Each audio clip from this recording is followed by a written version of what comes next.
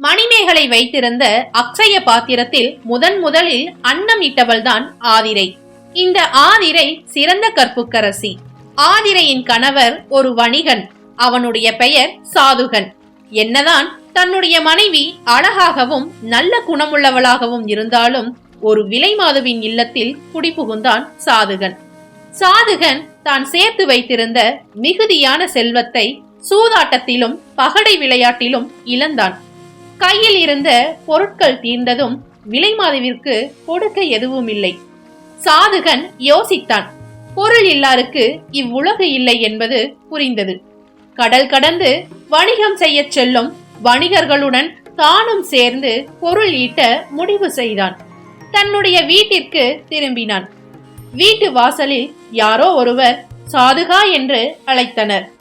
குரல் கேட்டு சாதுகன் வெளியில் வந்தான். யாருனே தெரியாத ஒருவன் நின்று கொண்டிருந்தான். வந்தவனுக்கு வயது 40 தாண்டியிருக்கும். வாருங்கள் ஐயா என்று சாதுகன் அவனை உள்ளே அழைத்தான். உள்ளே வேண்டாம், இந்த திண்ணையில் அமர்ந்து பேசலாம் என்றான் வந்தவன். சாதுகா, என் பெயர் கடல்மாறன். என்னிடம் சொந்தமாக மரக்கலங்கள் உள்ளன. பல யோசனை தூரம் கப்பலில் சென்று பண்டமாற்று முறையில் வாணிபம் செய்பவன். நேற்று நீ கடற்கரை சாலையில் வந்து விசாரித்ததாக தகவல் கிடைத்தது. ஆமாம் ஐயா, உங்களைத்தான் தேடி வந்தேன். ஆள் அனுப்பியிருந்தால் நானே வந்திருப்பேனே. அமருங்கள். எதற்காக என்னை தேடி வந்தீர்கள் என்று சாதுகன் கேட்டான். சூதாட்டத்துல உன்னுடைய செல்வங்கள் எல்லாம் இழந்து விட்டதாக ஊரில் பேசிக் கொண்டிருக்கிறார்கள். நீயும் வாணிபம் செய்ய விரும்புகிறாய் என்று நினைக்கிறேன். என்ன செய்வது? கண்கிட்ட பிறகு சூரிய வணக்கம் என்பார்களே, அதுபோல் ஆயிற்று என் நிலைமை என்றான் சாதுகன். வந்தவன் சொன்னான், நாளை மறுநாள் அன்று என்னுடைய கப்பல் வாணிபம் செய்ய கிழக்கு நோக்கி பல யோசனை தூரம் பயணிக்க உள்ளது. நெல் மூட்டைகளையும் தானிய மூட்டைகளையும் சுமந்து செல்ல உள்ளது. பணம் கொடுத்து அவற்றை பெற முடியும் என்றால் நீயே பெற்றுக்கொள். நீயும் என்னுடன் கிளம்பி வா. இல்லைனா பொதியறை காவலனாக இருந்து கொண்டு உன் உழைப்பை முன்பணமாக கொடு. உன் வாணிப திறனால மூட்டைகளை நல்ல விலைக்கு விற்றுக்கொடு என்றார். சாதுகனுக்கு என்ன சொல்றதனே தெரியாம வாயடிச்சு போயிட்டான். கடல்மாறன் சம்மதம் தானே என்று கேட்டான். தூரதேசம் செல்லும் போது அவர்களுடைய பாஷையை தெரிந்து கொள்ள வேண்டாமா என்று சாதுகன் கேட்டான். நீ ஒரு பன்மொழி வித்தகன் என்று கேள்விப்பட்டேனே என்றான் கடல்மாறன். பரவாயில்லை, இவன் அனைத்தையுமே அறிந்துதான் வந்திருக்கிறான். இல்லையென்றால் கடல் கடந்து வாணிபம் செய்வது எப்படி என்று மனதில் நினைத்து கொண்டே சாதுகன் எந்த திசையில் செல்கிறோம், எந்த தேசம் செல்கிறோம் என்பது தெரிந்தால்தானே எனக்கு அந்த தேசத்து பாசை தெரியுமா இல்லையா என்பதை கூற முடியும் என்றான். சாரணர்களின் பாசை உனக்கு தெரியும் தானே என்றான் கடல்மாறன். ஓரளவு பேச வரும் என்றான் சாதுகன். இது போதாதா? நாளைக்கு அதிகாலையில தயாராக இரு. 1 மாதத்திற்கு வேண்டிய பொருட்களை எடுத்து வச்சுக்கோ. உன்னை துறைமுகம் வரை அழைத்து கொண்டு போக குதிரை வண்டி வரும்.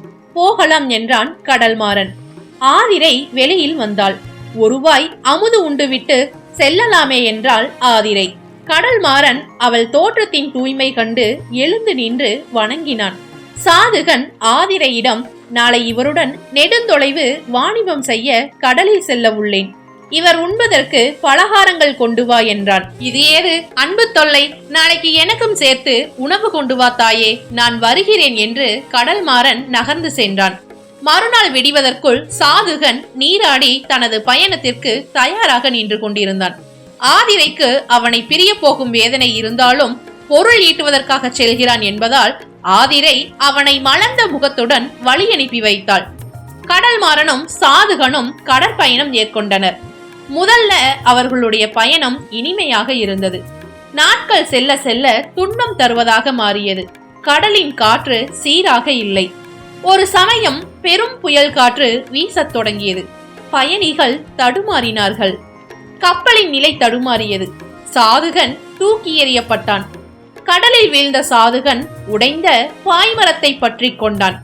அதில் பல பேர் இறந்து போக உயிர் தப்பிய பயணிகள் புகார் நகரை வந்து சேர்ந்தார்கள். தப்பி பிழைத்தவர்களில் கடல்மாறனும் ஒருவன். சாதுகன் இறந்து விட்டான் என்ற தவறான செய்தி ஆதிரைக்கு வந்தது. புகார் நகரமே ஆதிரைக்காக வருந்தியது. ஆதிரை நெருப்பு குழி ஒன்றை ஏற்படுத்தி அதனுள் இறங்க துணிந்தாள். பெற்றோர்களும் உறவினர்களும் சொல்வதை கேட்காமல் ஆதிரை இடுகாட்டு பகுதியின் அருகில் சிதைக்குழி ஒன்றை அமைக்க ஏவினாள். இடுகாட்டு பகுதியில் உள்ளவர்கள் நிலத்தில் ஆழமான பள்ளம் ஒன்றை பறித்தனர். அதன் உள்ளே விறகுகளையும் எளிதில் தீப்பற்றிக் கொள்ளும் சுள்ளிகளையும் சருகுகளையும் இட்டு நிரப்பினர். பின்னர் அந்த சிதைக்குழி தீயூட்டப்பட்டது. ஆதிரை தூய நீராடி இறைவனையும் தாய் தந்தையர் மற்றும் மாமன் மாமியாரை வணங்கிவிட்டு கடலோடு சென்ற தனது கணவனை மனதில் நினைத்தபடியே பூக்குழியை மும்முறை வலம் வந்து வணங்கினாள். பின்னர் அந்த தீக்குழியில் இறங்கினாள். சுற்றியிருந்த மக்கள் கூச்சலிட்டனர். ஆதிரை சற்று ஆச்சரியப்பட்டாள்.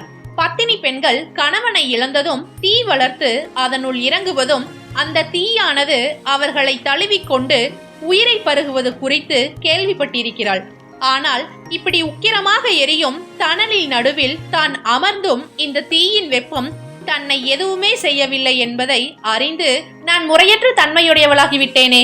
நெருப்பின் மீது அமர்ந்தும் அது என்னை ஏற்றுக்கொள்ளாமல் இருக்க நான் செய்த பாவம்தான் என்ன? என் கற்பு நெறி சிறந்தது இல்லையா? நான் ஒரு கீழ்மகளா என்று கண்ணீர் வடித்தாள். அப்போது அசரீரி தோன்றியது. ஆதிரை என்று அழைத்தது. ஆதிரையும் நிமிர்ந்து பார்த்தாள். கடல் பயணத்தின் போது உன் கணவன் இறக்கவில்லை, சந்திரதத்தன் என்ற வணிகனுடன் திரும்புவான் என்று கூறிவிட்டு மறைந்து விட்டது. அதன்படியே சாதுகனும் திரும்பி வந்தான். ஆதிரையும் சாதுகனும் மகிழ்ச்சியோடு தங்களுடைய இல்லற வாழ்க்கையை நடத்தினர். உங்களுக்கு இந்த ஆதிரை கதை பிடித்திருந்தால் நம்ம சேனலை லைக் பண்ணுங்க, கமெண்ட் பண்ணுங்க, ஷேர் பண்ணுங்க அண்ட் மறக்காம சப்ஸ்கிரைப் பண்ணிருங்க நம்ம அவளின் பயணம் சேனலை.